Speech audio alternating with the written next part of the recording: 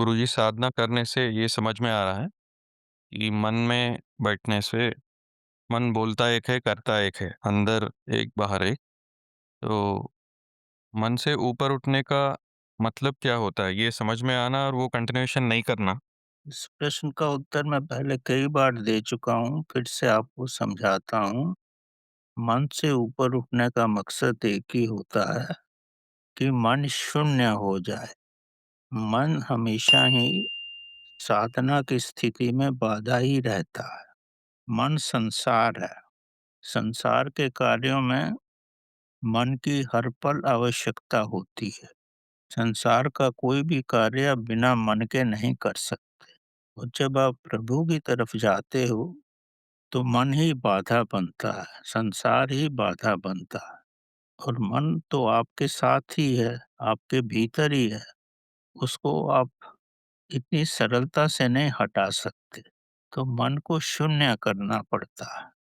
मन को शून्य करने का मकसद ये है, जैसे आपने पानी का नल बंद कर दिया हो, उसमें पानी नहीं आ रहा है।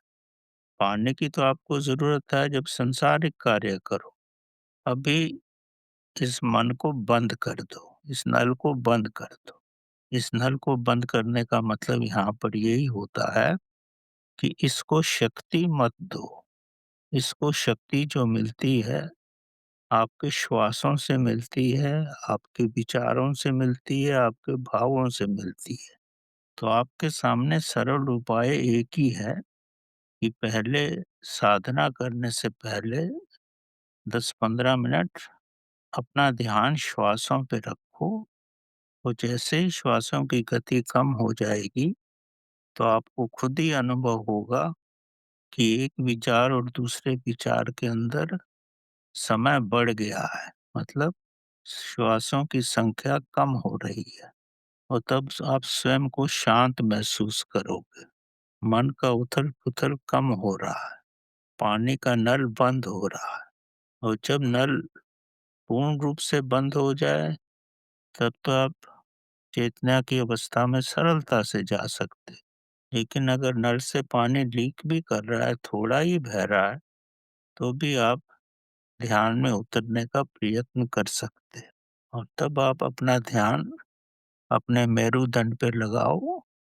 और उसके बाद अगर आपने यमा-नियमा का पूर्ण रूप से पालन किया है, तो आपको कोई भी वृत्तियाँ नहीं सताएँगी। अगर आप कुछ गलत काम करके बैठे हो, तो मन आपका शांत नहीं होगा। तो यमा-नियमा का पालन करो।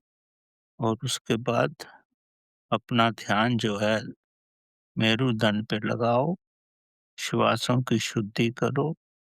और देखो कि आपके दोनों बाईं तरफ का नॉस्ट्रल और दाईं तरफ का नॉस्ट्रल दोनों ही पूर्ण रूप से बिना बाधा के उनमें सांस चलनी चाहिए।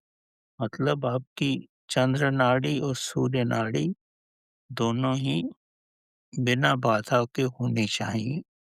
तब आपका जो शक्ति है वो शून्य से प्रभावित होगी।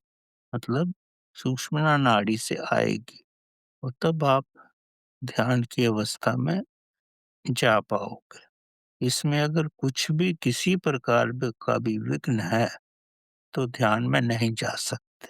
और परमात्मा से प्रार्थना करो कि परमात्मा आपको ध्यान की अवस्था में ले जाए।